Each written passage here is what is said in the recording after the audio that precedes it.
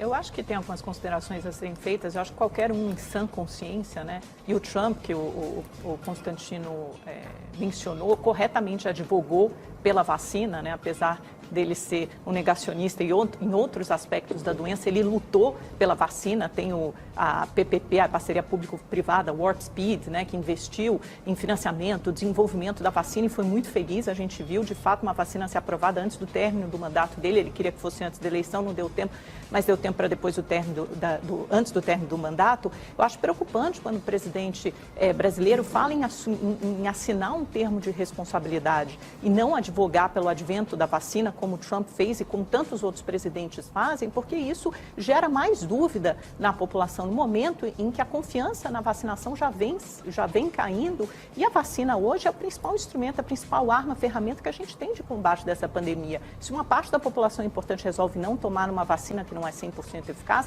a gente sabe que o vírus continua circulando e mesmo as pessoas que tomaram, os mais idosos e a população vulnerável, continuam de alguma forma exposta, porque se essa vacina tem 70%, 80%, 90% de eficácia, ele continua exposto ao vírus, né? E tem a questão do Plano Nacional de Imunização. O SUS é robusto e a gente é dos países que mais vacina, né? Tem a rede pública de vacina mais robusta do mundo. Quer dizer, o Brasil devia estar saindo na frente, está atrasado na fila de vacinação, na contratação de vacinas. Os Estados Unidos tem 5, 6 vacinas diferentes. O Canadá vai vacinar 4 vezes a população, o Reino Unido, o triplo da população, os Estados Unidos, toda a população, o Brasil, 63% da população. Então, quer dizer, a gente está atrasado nessa fila da vacina. Isso é muito preocupante. Eu acho que manda mensagem errada para a população. Eu não gosto da expressão negacionista. Eu acho que a gente pode falar. Constantino quer falar alguma coisa sobre a expressão? Eu já vi várias vezes Constantino falando sobre... Não, diga. O Trump não é negacionista, assim como o Bolsonaro não é negacionista. Esse termo é um termo religioso, né? É que nem a turma do aquecimento global que fala assim. Existem reações diferentes em relação a essa pandemia e que são dúvidas muito legítimas, inclusive, né? Em relação a qual a melhor estratégia e também o grau de letalidade que alguns, vamos lembrar, já falamos aqui várias vezes do Imperial College, do seu representante ali no Brasil, né? O Átila e tudo mais, que geraram pânico. A própria mídia, Abutre, que o Navarro lembra sempre das manchetes olímpicas, né? Isso também parece uma torcida de pandeminions. Então não é negacionista. O Trump, ele fez tudo que era possível pelo governo federal e ele foi acusado pelos opositores de ser o responsável pelas 300 mil mortes. Isso é absurdo. Mas eu queria ouvir também, depois do Dr. Paolo, né, em relação à influenza e outras gripes e vacinas existentes já, que há uma campanha voluntária todo ano de vacinação. Aliás, só um parênteses anedótico, meu pai, eu levei ele para ele tomar aqui, e foi quando ele ficou pior em termos de gripe, quando ele tomou a vacina para gripe, né? Ele teve a pior gripe, a pior crise que ele já teve, eu acho.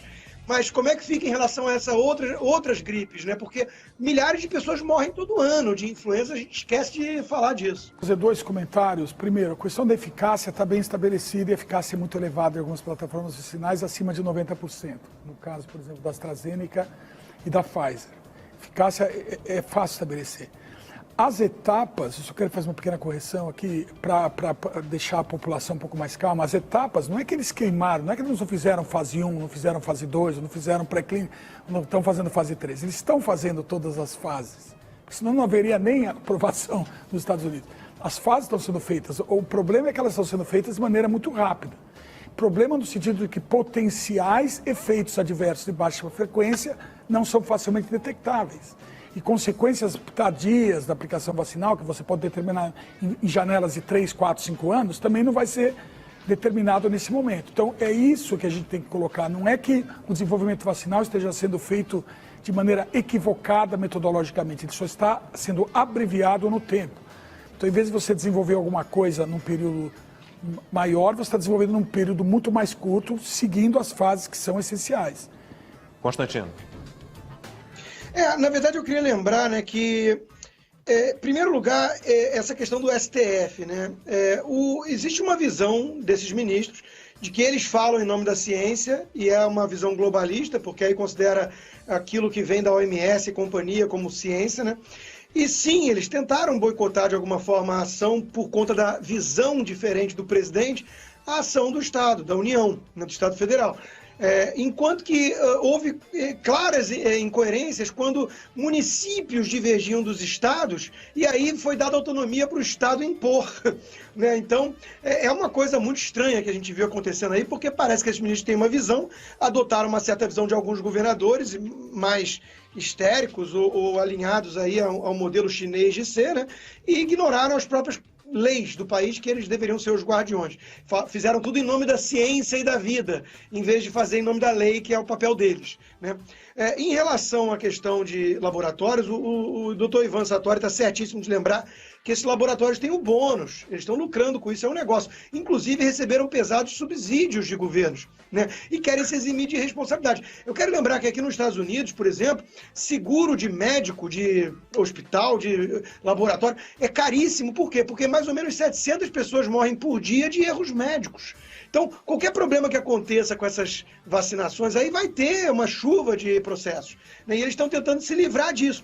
Agora, eu queria perguntar para o doutor Ivan Sartori se há possibilidade de imaginar uma espécie de sanção a quem não quiser tomar a vacina. O doutor Paulo lembrou de caderneta de vacinação para crianças, em vacinas estabelecidas, resistir ao teste do tempo e que são necessárias. E aí, é possível imaginar que vai se tornar um pária, vai sofrer de ostracismo aquele que se recusar a tomar essa vacina mesmo adulto e com baixo risco? Daí, uma boa pergunta, que nós temos aí um conflito muito sério entre o direito à liberdade, né, livre de poder cuidar do seu corpo, poder levar seu corpo da forma que entender, e você tem do outro lado também o direito à saúde, né, que o direito à saúde também conflita, são dois princípios que se conflitam aí, e na verdade é lógico que a obrigatoriedade vai vencer na medida em que você tem aí um efeito coletivo, você tem um interesse coletivo, então esse princípio vai talvez sobrepujar sobre esse da liberdade. Mas o fato é que você pode estabelecer determinadas sanções, como por exemplo... Lógico, eu acho que o ideal é que a vacina, de fato, não seja obrigatória. Você tem que fazer uma comunicação correta e convencer a população a se vacinar. Agora, se uma parte importante dessa população não confia ou não se vacina, quer dizer, o vírus não continua circulando, ameaça as pessoas que tomaram a vacina, porque a eficácia da vacina não é 100%, quer dizer, a gente não continua com os mesmos problemas decorrentes da pandemia?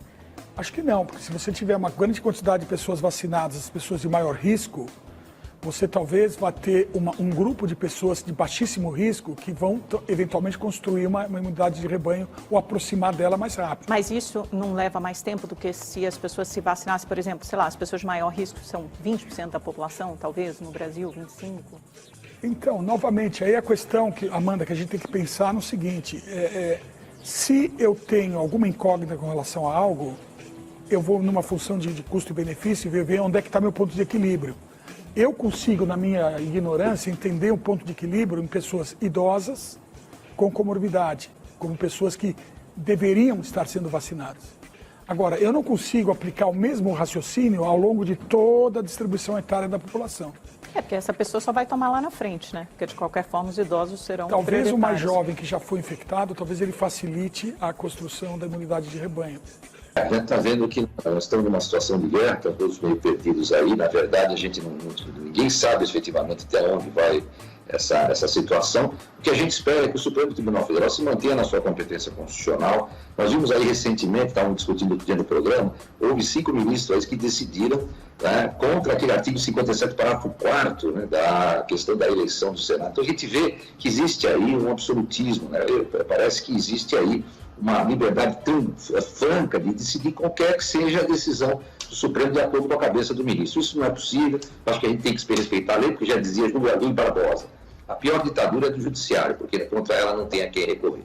Quero agradecer.